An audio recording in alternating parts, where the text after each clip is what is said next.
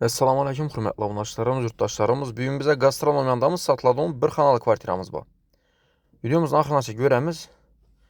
İtibarətimizlə qadın eşikimiz dəmir eşik. Bir də marşrutdan muamma yox şəhərinin kap mərkəzi Biləşlə. Girgəndə şunun koridor. On tərəfdə sanucilimiz. Unitazımız bayna, duş ətilgən, aristonlarımız ba, su svetdən muamma bolmaydı xuda xalasa. Doğru da rakonalarımızdan bayna, arkası kafelətilgən. Doğru da kuxnya. Aslında kuxnya bolan bir, kuxnyanı balkona köçürüb qoyubdular, zakriti balkona, beyrən bir xana hesab bob durdu. Bir də kuxnyamız yine, polkələri var. Bir anda moykələ.